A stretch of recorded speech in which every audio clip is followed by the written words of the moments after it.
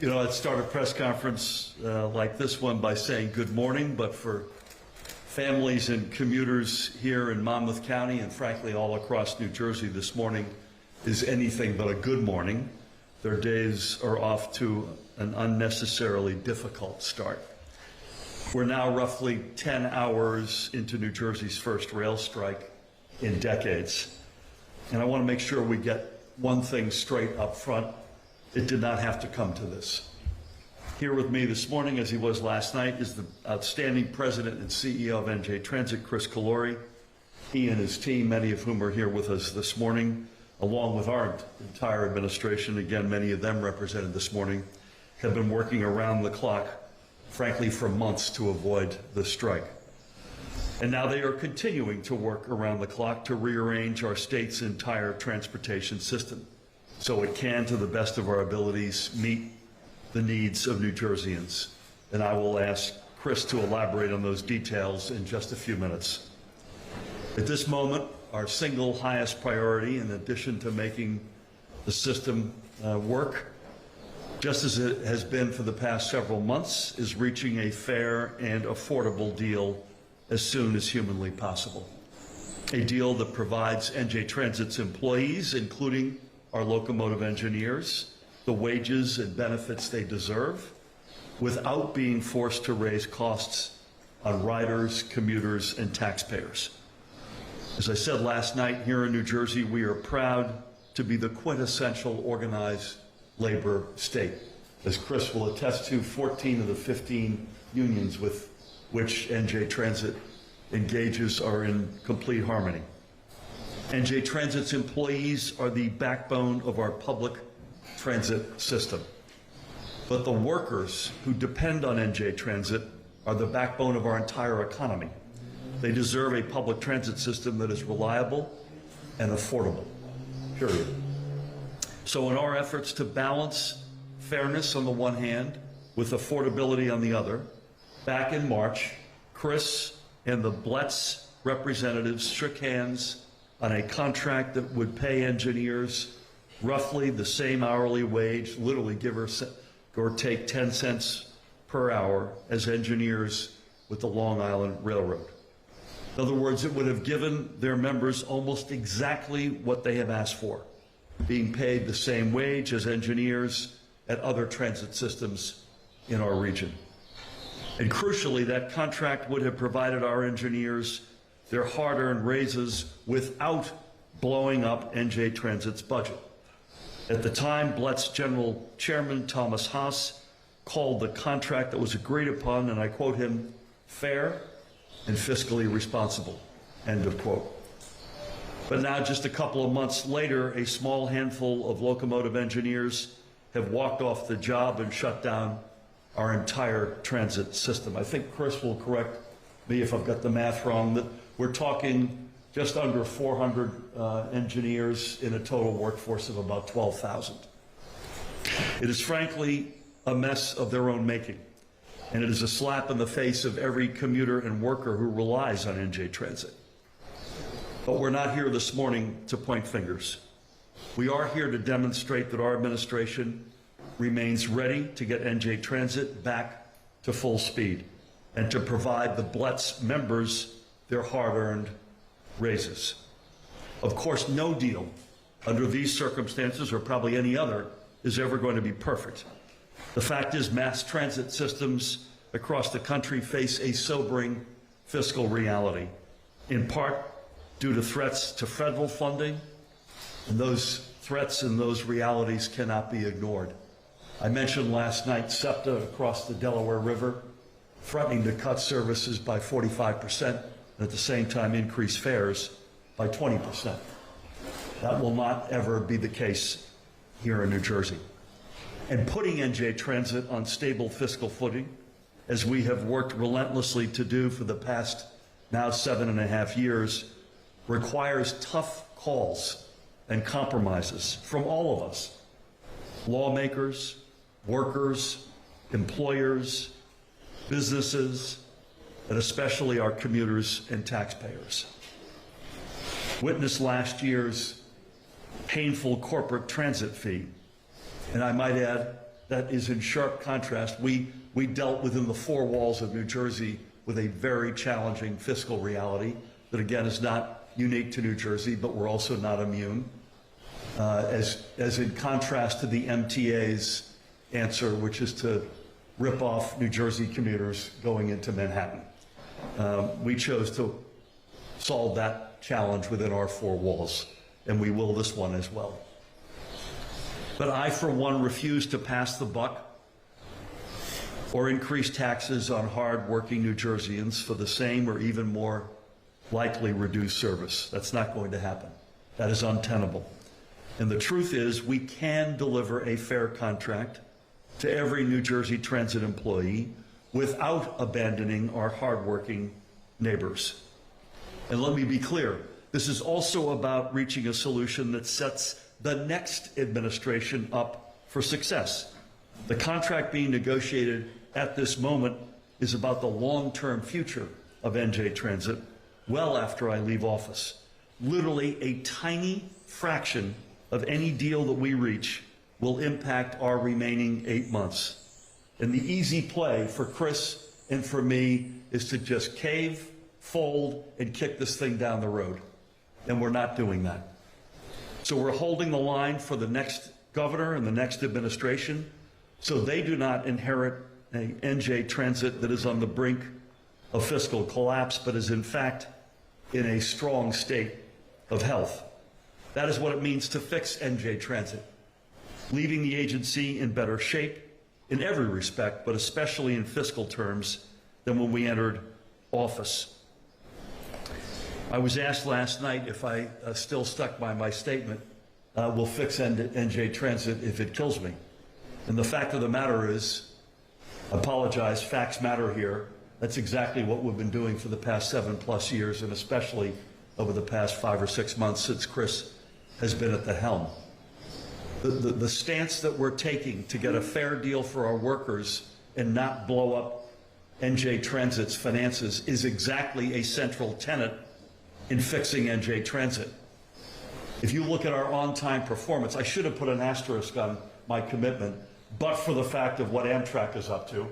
If you look at on-time performance over the past 16 months, especially on the recent months on the non-Amtrak lines, it's mid to high 90%. Even on the Amtrak lines, it is regularly in the mid to upper 80%. We mentioned last night, I think the board approved 250 new double-level, two-level rail cars this week. That brings the total to 400. We'll have an entirely new fleet when all of that comes into fruition. We'll have a new locomotive fleet. I think you guys approved the board 12 this week, 12 new locomotives. We've got new train stations in Lyndhurst, Elizabeth. The Portal North Bridge is nearing completion. Many other stations. The facts, I apologize, let's not let the facts get in the way. We've had bumps in the road. Last summer, particularly last June, was unacceptable. This is a bump in the road. Chris will walk you through how we're dealing with it. But the trajectory is undeniable. And again, I wish Amtrak could punch at their weight, and the trajectory would be even more compelling. So back to today, what the people of New Jersey need right now is for the members of the BLET to step up and meet their obligations to the public. Let's end this strike, as we just said to a couple of their good members a few minutes ago. Our doors are open. We are ready to restart negotiations literally this second. But we need the BLET to come back to the negotiating table in good faith. Our doors are open. They will remain open. I thank you for coming out on short notice, and with that, please help me welcome the President and CEO of NJ Transit, Chris Calore. Chris? Thank you, Governor. Governor, thank you for your continued leadership. And I know this moment of a strike is what any one of us wanted to see. But that is where we find ourselves. But I want to sort of frame today's discussion picking up on where the governor left off on a couple of points.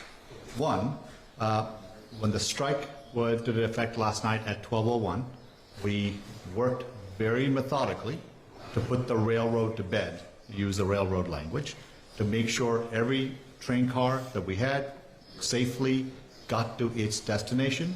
Customers were let out, and the train cars were parked in yards where they're supposed to. This morning, we also ensured not only that our customers had real-time information by having people at train stations who can answer the questions of customers, but to also make sure our bus lines that are now fully operational are picking up passengers there where they need to be on time and move them efficiently. There are a couple of lines where we have seen some overcrowding, not to a point where people have been standing in lines, but we have been able to resource those lines properly to make sure, again, we handle the volume that is out there. That is important because this goes to a bit of what the governor talked about. He said from the very beginning, he hopes for the best, but what? That we're planning for the worst. And that is what we're doing, and we intend to do it.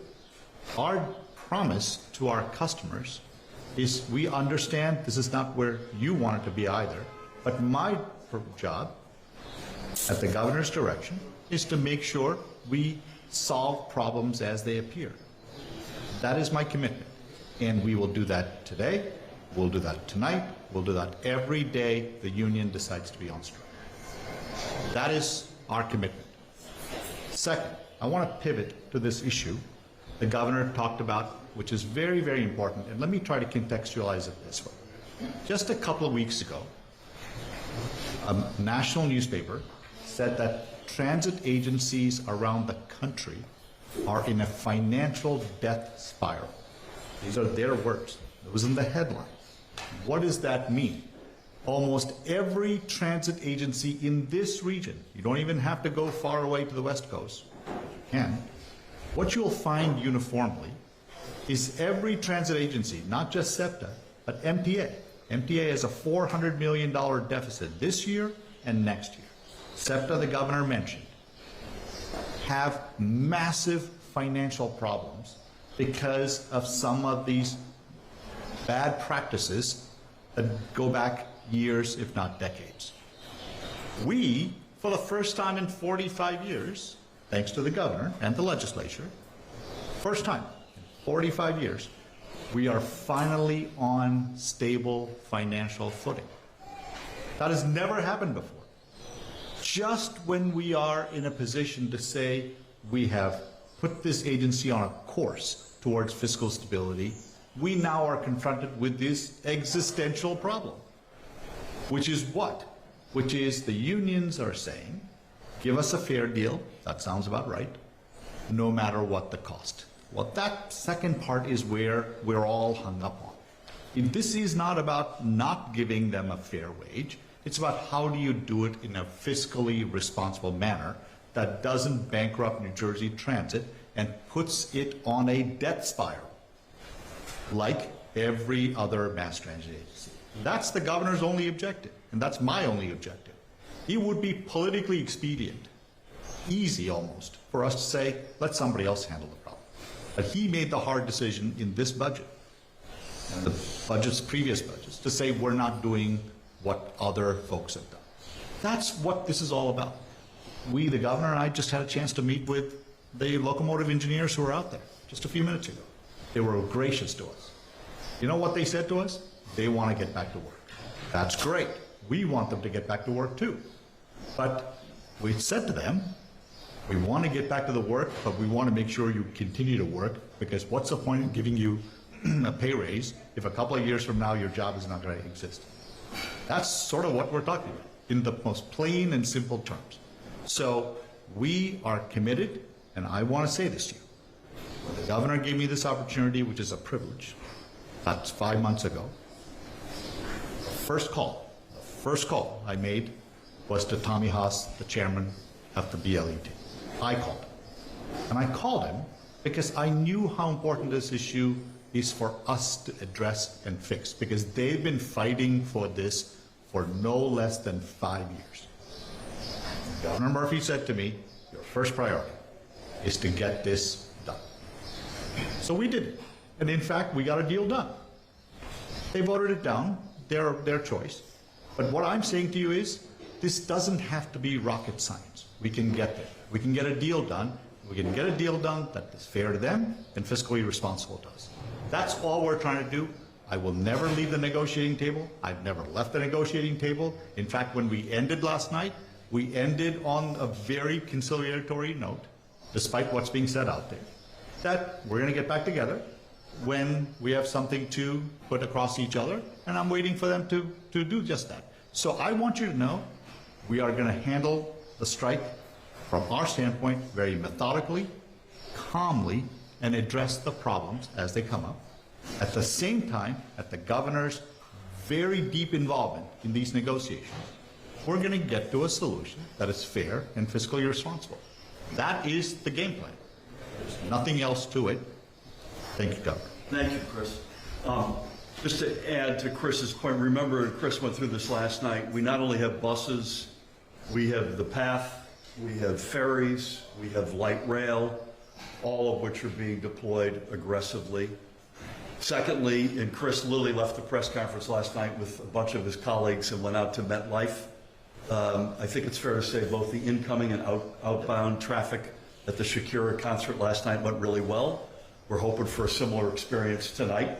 She's got Pitbull with her tonight, for those of you watching out there, otherwise known as Armando. And just one question for you. You mentioned the National Board last night and Sunday morning. Any color on that before we take questions? Thank you, Governor. Sorry.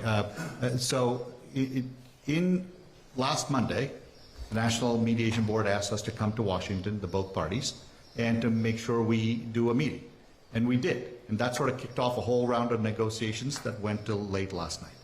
They have now asked us to come back again on Sunday. We're going to do just that to make sure we do it. But I just want to be clear, I don't have to wait till Sunday. I actually saw Mark Wallace, the president of the BLAT this morning at Penn Station. He was walking and I was walking, and we spent a few seconds talking, very, very polite, very normal conversation about how we're going to try to solve this problem together. So I want to convey this message that there isn't this acrimony that somehow gets projected in the media.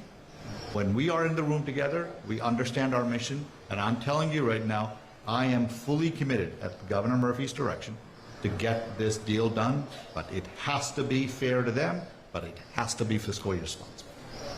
Well said. One other question. I'm doing the first two questions here. You can channel them through me. Any comment about other unions within NJ Transit in terms of their posture and profile today, if you don't mind?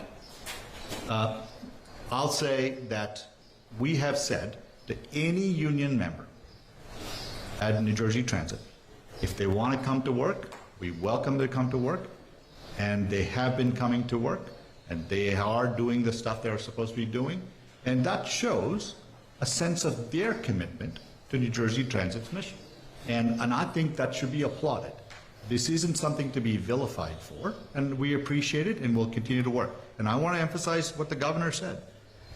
The men outside in orange shirts, not transit men, but the other men, the locomotive engineers, want to get back to work, and we want them to get back to work. That is the entire mission here, because ultimately we want the 350,000 daily riders to be able to use the mass transit system that they rely on. Like any labor action like this, not only is it a real burden and challenge for our commuters, it ultimately is a burden and challenge for those guys out there and their families. So it's in all of our interests to get to a resolution here, and we are wide open for business to do that. Again, it's got to meet those two objectives: fair to them and fiscally responsible for us. We believe that a deal is there, and God willing, that will come to fruition. With that, we'll take a couple of quick questions. Brenda? Hey, good morning. It is Brenda. Yes, I know, it's been a while. Last night I was listening to the live stream, and you indicated that the sticking point of woe was not from the wage issue that you had gotten very close, but that there was a Me Too provision which added extra expenses which made it prohibitive. When you make these offers, they don't all automatically fold in the Me Too? I mean, how are you negotiating and then having to add in extra expense? And how are you able to negotiate in good faith that way? I'll let Chris address that. It's a very good question, and we did hit it last night, but we should hit it again this morning. The difference between getting this right and wrong, I mentioned this in passing last night, is a difference between single-digit to low double-digit millions of dollars on the one hand versus 9-digit millions of dollars on the other hand. The former is within our purview, within Chris's and my purview to be able to handle. The latter is in the category of blowing up our fiscal reality at NJ Transit, which we cannot allow to happen. Chris, do you mind addressing? Yes, sir. I think, let me try to frame it this way. These are incredibly complex agreements, right?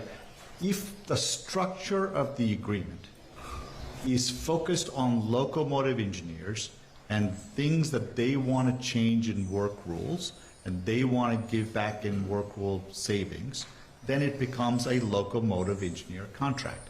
If it looks and feels like it's anything other than that, this is, somebody asked me, are these so-called Me Too clauses consistent in every union contract? The answer is yes. So this isn't just a unique thing for New Jersey Transit. So all we're trying to do is solve for this very important issue of wages that the union has asked for, but in the foundation that the governor talked about, fair and fiscally responsible, is grounded in the structure of the contract as well, because we have to make sure all the concessions we're asking for are locomotive engineer concessions, and all the changes we're producing that'll give them this increase are locomotive specific wage increases, if that makes sense.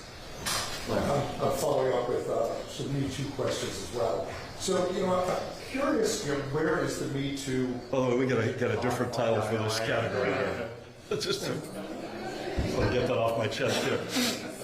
But, is this in current railway contracts, is it in the Federal Railway Act or someplace else? And, maybe you can walk us through the process. I mean, how are other unions entitled to it? Do they just come in and say, they got it, we got it, or do you have to wait until they reopen their next contract negotiation? I'm gonna hand this one to Chris. Yes, sir. If done incorrectly, or done correctly, it doesn't matter, forget intent for 1 second. Every union, regardless, by the way, of New Jersey Transit or not, this happens at a turnpike, this happens in firemen, this happens in police, this happens in teachers. In general, that's my understanding. There is what is called a side letter that basically informs a process by which it triggers this clause. And what I am suggesting is, and it is not, think about it from a union's perspective and why they would need a letter like that. If they were first in the door and they made a deal, and a few months later somebody else comes in the door and makes another deal that looks and feels a lot richer for doing basically the same things that these folks are doing, it's meant to protect them. So think about it that way. So it was meant to bring some level of equity, fairness, and parity for going first, if you will.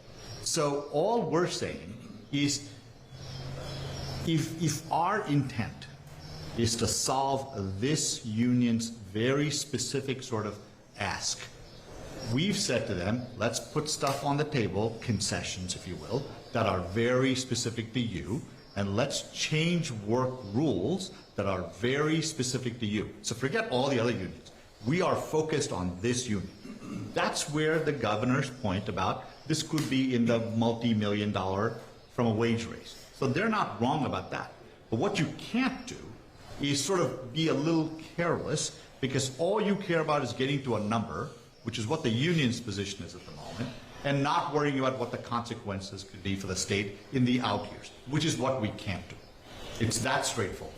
And by the way, I just repeat, the easy play for this guy and myself is to just sign up for something and not worry about what's going to happen after January 20th of next year. We're not going to do that. We know the shape of this system that we inherited. We will not do that to the next administration. Please. You mentioned that some of the bus lines were overcrowded. Which lines have you seen that on? Yeah, not a lot, by the way, which is good. So in South Orange and in Central Jersey, when I say bus lines, I'm talking about a couple of buses during a couple of periods during the morning. But what we were able to do is resource them to make sure the people who are there are handled and put on the buses. But the most important thing you need to know is there were no lines waiting to get on the bus. It was just we have very good technology on our buses where we're able to measure what's going on regular demand versus current demand and be able to sort of handle our demand management of the fleet, if you will. And did any bus operators walk off this elevator? No, look, I mean, the governor, with his approval, we just made a deal with the 5,500 members of the bus union last week, and they stuck with pattern, and they are very, very happy, so we have a tentative agreement with them. I don't think we're aware of anybody outside of the engineers not showing up today. Is that fair? Well, yeah, probably. Broadly speaking, at least.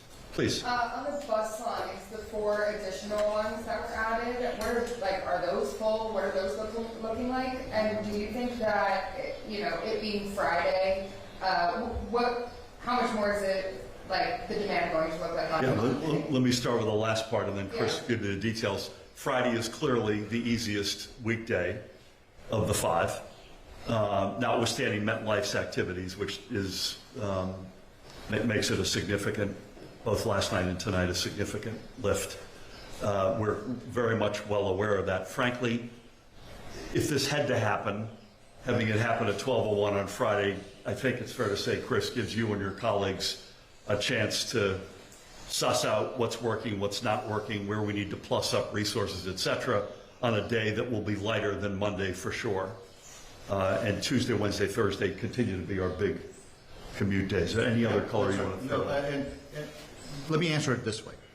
I think some bus lines are crowded even during regular non-strike days, right? So what I'm suggesting to you is when we identified a few instances on 1 or 2 of our bus lines, we were able to adapt very quickly to solve for that problem, which is sort of the central theme of how we're managing the strike, which is very calmly, methodically identify a problem and solve for it when it happens, which is how good organizations do business. There is no, I have to say, and this is a big shout out to Chris and his team, there's no sense of panic. This is a professional operation. We did not want to see this day come, but they were prepared for it. And I have to say I'm incredibly impressed by their efforts so far. If this spills into Monday, any plans to enhance the contingency or add? I think I can answer for Chris and his team to say we're gonna war game what happened this morning and this afternoon, probably tonight as well, because we have I hope it doesn't get out that far, but we got Beyonce coming in for 5 nights beginning next week. I'm sure there'll be lessons learned that will be applied. Yeah, Please. You implied that the media is over-dramatizing the tone of these talks, but Sean O'Brien referred to you as effing clowns today, so could you give a straighter depiction of what's really going on in the room between you? I'll let Chris, I didn't see Sean's comment, by the way. Sean's a Boston boy, bless his heart. Didn't these guys leave the Teamsters? Yeah, New Jersey. The New Jersey guys. Okay, that's a separate, I have to ask Sean what his thoughts are on that. The tone in the room is exactly what you would expect it would be. Chris will give you color, but this is a professional.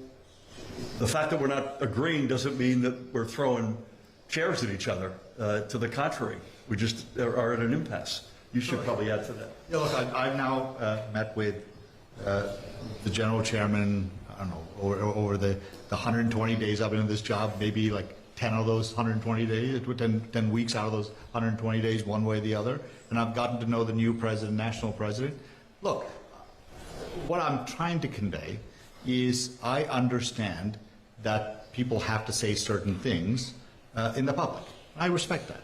But what I'm saying to you is my approach always has been to try and sort of understand their position and try to get to a solution. And I think ultimately that is the only objective. So I like to think I have a relatively thick skin, so they can call me whatever they want, but in the end, the question is, do they want a deal or not? I want it. Do they want it? And this is the nature of the beast. If you looked at what folks across the aisle would have say about me, and then if you were to look at our private deliberations and negotiations, it's it's life.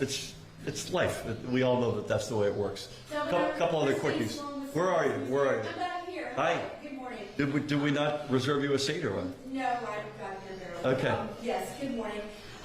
We'd like to ask you, the union says that they had 2 hours left in the negotiations last night, right? And they're saying that you already knew that there was not going to be a contract and just walked away. Can you respond to that? Maybe Chris or Governor? Yeah, I'll let Chris respond to the details, but we've been at that table in good faith, and we've said, including last night at Newark Penn, we reiterated this morning, we're here. We're open for business. We want to get this solved. So this notion of walking away is not accurate. You also have to accept when you think there's an impasse that can't be bridged. And I think it's fair to say, Chris, we were a lot further along on the fairness to them parameter than we were with something that we could accept in terms of fiscal responsibility. And that is a deal breaker for us. I wish it weren't, but it is. I'll just say, there hasn't been anyone in their relationship with New Jersey Transit who's been more willing to negotiate than me. In fact, I don't need to just say it. The proof is in the pudding. I've already done it once. I was the first guy to reach out to them first time around. I was the first guy to reach out to them second time. I think the only reason why we came to the decision we did together, I might add, because I ended the meeting by saying the follows. You have put forward a proposal that seems fair to you, but it doesn't solve our fundamental issue of fiscal responsibleness. Here's our counter. To which they said, well, that doesn't meet what we think is right. And I said, why don't we do this?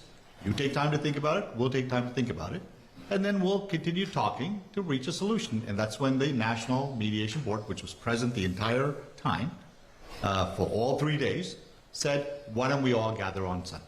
So that doesn't sound to me like I left in a huff and a puff. It just sounds like doing what reasonable people do after almost 11 hours of negotiating, saying you're in a position that's not tenable to us. You still don't seem to agree with where we are, but we are making progress, and we're getting there. If you're deadlocked and we're saying this is unattainable and they're saying this is what we want, where does this strike stand then? Well, that's the beauty about these negotiations, right? Just because they say it and just because I say it doesn't mean there's not a deal in there. This is not, I'm sorry, I know this is complex, but the job is complex, but the outcome doesn't have to be. It's as simple as what the governor laid out. These two principles and the structure that we're talking about together. By the way, this doesn't mean they have to accept all our ideas or they have to accept all our ideas. We've had 3 days of extraordinarily productive decisions. And I'll say this to you. If you sort of look at this contract as a 100% deal, we're 95% there. So this isn't, the reason I continue to be optimistic that we can get there is this is about solving for their problem and our need. That's it. And we'll get there. Do one or two more, please. You mentioned essential parity LIWR engineers' salaries in your latest audit. Said it last night as well, yes. The union, though, said this morning that that number is in reference to a salary that the engineers received 3 years ago at LIWR, and that it would not apply to them until 2 years from now, so it's essentially like a 5-year difference. Can you respond to that? Sure. I think Chris will respond to it, but please. Sure. Look, let me not debate the numbers they put on the table and I put on the table. Let me just sort of answer it maybe a little bit broadly. Okay. They started this discussion by saying we're not getting paid enough. Fair point. And they said we're making $10 less than everybody else in this region. Fair enough. So when those are the sort of two principal issues, and you solve for it, then it doesn't matter whether it is a metric that holds today or tomorrow morning. They wanted a number that we, I thought, got very close to in our negotiations. They're not. And I still think we can get there. So I could, but I'm not going to, but I'll give you one example. Did you know the Metro North engineer, a trainee, takes 8 years to make the salary that a New Jersey Transit engineer makes in 2 years? Why is that? Because it takes a trainee at Metro North to go through what is called a progressive wage for 8 years. Not so at New Jersey Transit. Do you know why? Because the day they're hired, they train for the number of years, just 2 roughly. At the end of 2 years, they make full wage. Full wage. So there is no progression. So I could say, I don't say it at the table, but I wanted to give you an example. I could say, wait, that's not fair. So why are you demanding a wage in year 2 that is higher than what Metro North makes until year 8? I don't do it. You know why? Because it is not a productive point. We need to focus on what it is they're trying to achieve and what we have to achieve. That's it. That's how you get to a deal. And I'm telling you, as long as we're focused on those 2 principles, we can get there. I think we're going to fold the tent. Real quick. There are reports that Alina Habba could announce charges for Representative Monica McIver following last week's arrest at the Immigration Detention Center in Newark. Your reaction? I have the same reaction as I had with Mayor Baraka, even more so in this case, because as a member of Congress, unless our lawyers tell me I've got my constitutional facts wrong, they have an absolute right to inspect any facility like that. So I've seen the same rumors. I've got no comment on the specifics, but LaMonica, Bonnie Watson-Coleman, Rob Menendez have absolute rights to inspect those facilities. And if that goes ahead, I think it's just as I said about Ras Baraka, outrageous. Thank you all. Stay tuned.